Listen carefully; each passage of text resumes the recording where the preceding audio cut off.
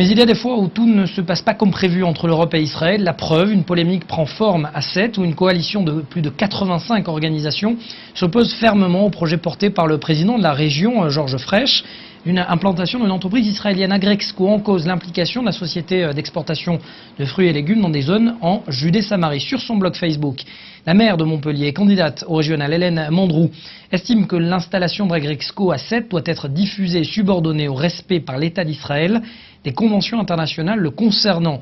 Avant d'ajouter, je pensais avoir été clair, contrôlé à 50% par l'État d'Israël. L'activité d'Agrexco repose sur l'exportation de production de colonies, ce qu'elle appelle colonies, implantées dans les territoires palestiniens. Alors pour le Parlement européen, les produits provenant de ce qu'elle appelle toujours les colonies israéliennes dans les territoires sont interdites d'importation au sein de l'Union.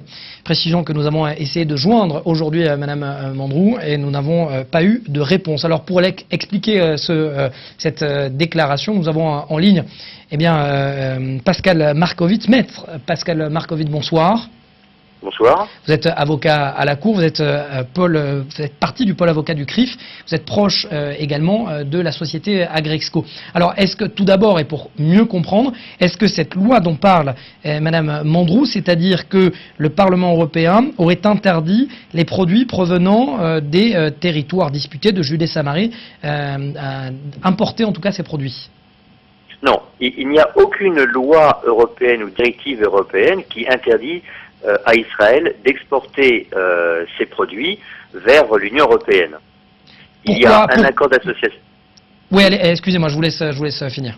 Alors, il y a un accord d'association entre l'Union européenne et l'État d'Israël qui a été signé le 25 novembre 1995 et qui est entré en vigueur le 1er juin 2000, lequel indique que les produits qui viennent de l'État d'Israël dans ce qui s'appelait l'intérieur de la ligne verte, selon les déclarations de cet accord d'association, sont exempts de taxes, comme ce qui provient également des territoires qui sont contrôlés directement par l'autorité palestinienne. Donc il n'y a pas de taxes supplémentaires, c'est un accord de réciprocité, comme il y en a d'ailleurs entre l'Union européenne et beaucoup de pays dans le monde. Et par contre, concernant donc les produits qui proviennent des territoires que nous appellerons disputés, et que l'Union européenne appelle des colonies israéliennes, il y a des taxes qui sont demandées lors de l'importation de ces produits. Mais il n'y a aucune interdiction quelconque d'importation de ces produits. Alors j'ai pu moi-même vérifier auprès de l'entreprise Agrexco du chiffre qui correspond à l'importation de produits venant de Judée-Samarie. Alors selon Agrexco, on parle de 1%. Or, Madame Mandroux annonce le chiffre extraordinaire de 70%. Pourquoi, encore une fois, annoncer des chiffres faux ? Je ne sais pas pourquoi, je ne sais pas d'où Mme Mandroux tire ces chiffres. Ce serait intéressant d'ailleurs qu'elle les publie ou qu'elle donne une justification sur ces chiffres. Moi, je me fonde sur ce que me donne Agrexco comme données. De toute façon, Agrexco est une société qui a l'habitude d'exporter ses produits dans tous les pays du monde, dans l'Union européenne notamment, et lorsque, comme toute société étrangère qui veut commercer avec l'Union européenne, lorsqu'elle veut exporter ses produits, elle a des déclarations à faire, des documents à donner aux autorités douanières pour justifier de l'exportation de ces produits. Au regard de ce que Mme Mandroux annonce, on le répète encore une fois, elle annonce qu'une loi au sein même de l'Union européenne interdirait les produits provenant de Judée-Samarie ou de territoires disputés comme on veut. Vous venez de dire donc que cette loi n'existe pas, mais c'est un appel implicite au boycott des entreprises israéliennes. Oui, pour moi oui. Oui, c'est un appel implicite.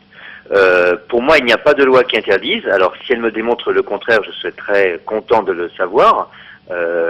Mais pour l'instant, moi, je n'ai aucune référence à une quelconque loi qui interdirait l'importation de produits qui viennent de Judée-Samarie ou de ce que, plus objectivement, pourrions-nous dire, des territoires qui sont discutés ou contestés entre Israël et l'autorité palestinienne.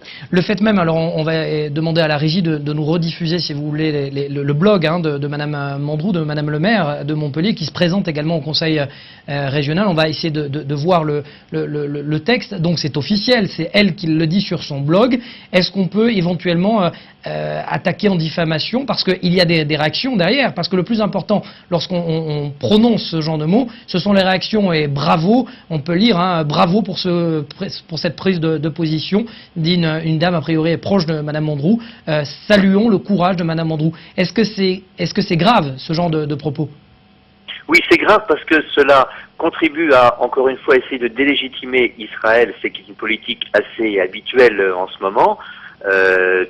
Les tensions sont peut-être plus exacerbées lorsqu'il y a des élections. En ce moment, nous sommes en France en pleine élection régionale. Il y a le premier tour le 14 mars et 15 jours après, encore un autre tour. Est-ce que c'est à des vues électoralistes uniquement? Je ne sais pas, mais en tout cas, pour moi, c'est assez grave, effectivement, qu'un candidat à une élection aussi importante qu'une élection régionale, qui de plus est maire d'une très grande ville comme Montpellier, puisse annoncer comme cela que pour le Parlement européen, les produits provenant des colonies israéliennes, comme on dit, dans les territoires, sont interdits d'importation au sein de l'Union. Ça me paraît quand même quelque chose d'assez grave. Alors, est-ce qu'il y a de l'anti-Georges Frêche, ou il y a tout simplement une portée peut-être anti-israélienne au regard du droit? Je m'adresse à l'avocat, bien évidemment. Au regard du droit, c'est peut-être contre Georges Frêche, puisque nous sommes en pleine bataille politique.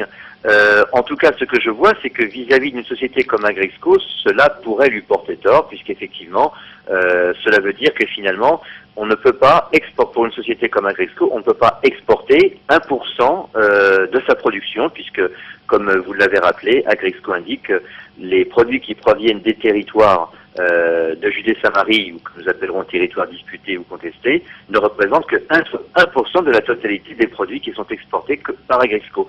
Et encore une fois, Agrexco, je ne suis pas leur porte-parole, mais je sais qu'Agrexco commercialise et exporte des produits qui proviennent directement des fermes palestiniennes sous une marque qui s'appelle la marque Coral, je crois. Donc il y a des produits qui sont spécifiquement palestiniens, comme des fraises ou des fleurs, qui sont exportés par le biais d'Agrexco, par le biais des distributeurs d'Agrexco, puisqu'Agrexco a une très grande influence vis-à-vis de ses co-contractants et qu'elle peut arriver à négocier pour ses clients palestiniens des droits de douane et exporter donc les productions des Palestiniens.